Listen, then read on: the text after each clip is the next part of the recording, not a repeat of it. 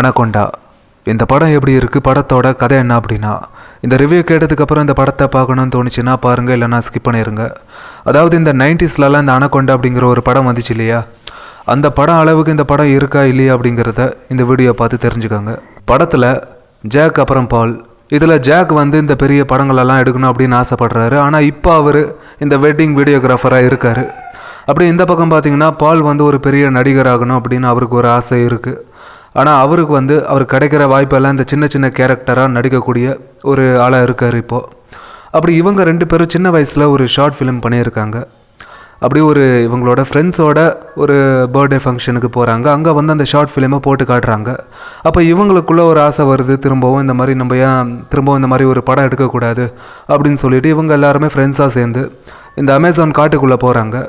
அந்த இடத்துல ஒரு சின்ன பாம்பை வச்சு இந்த படத்தை எடுக்கலாம் அப்படின்னு பிளான் பண்ணியிருக்காங்க. ஆனால் அந்த இடத்துக்கு ஒரு உண்மையான பாம்பே வந்துடுது. ஒரு உண்மையான ஒரு அனகொண்டா, ஒரு நல்ல பெரிய பாம்பு அந்த இடத்துக்கு வருது. இப்போ அந்த பாம்புக்கிட்ட இருந்து இவங்க எல்லாரும் எப்படி தப்பிக்க போகிறாங்க அப்படிங்கிற இதெல்லாம் தான் இந்த படத்தோட கதை. இந்த படத்தில் ஃபர்ஸ்ட் ஆஃப் வந்து கொஞ்சம் ஆவரேஜாக இருக்குது. ஆனால் ஃபர்ஸ்ட் ஆஃபில் எங்கேயுமே போர் அடிக்கலை. காமெடி போர்ஷன்ஸ் எல்லாம் ஒரு சில இடங்களில் நல்லா ஒர்க் ஆகிருக்கு இந்த ஃபர்ஸ்ட் ஆஃபில். செகண்ட் ஆஃபில் தான் இந்த படம் பார்க்க நல்லா இருக்குது. எங்கேயுமே போர் அடிக்காமல் லேக் இல்லாமல் நல்லா கொண்டு போயிருக்காங்க இந்த செகண்ட் ஆஃபை. அதுலேயும் இந்த காமெடி போர்ஷன்ஸ் எல்லாம் நிறைய இடங்களில் செகண்ட் ஹாஃபில் ரொம்ப நல்லா ஒர்க் ஆகிருக்கு. இந்த 90ஸ்ல ஒரு அனகொண்டா படம் வந்துச்சு இல்லையா, அந்த படத்தையே வந்து இந்த படத்தில் கலாச்சிருப்பாங்க. அந்த மாதிரி காமெடி போர்ஷன்ஸ் எல்லாம் நல்லா இருக்குது இந்த படத்தில் பார்க்க.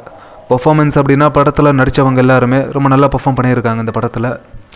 இந்த அவங்க எடுத்துக்கிட்ட கண்டென்ட்டை ஸ்க்ரீன் பிளேயில் வந்து அதை ரொம்ப நல்லாவே ப்ரெசென்ட் பண்ணியிருப்பாங்க.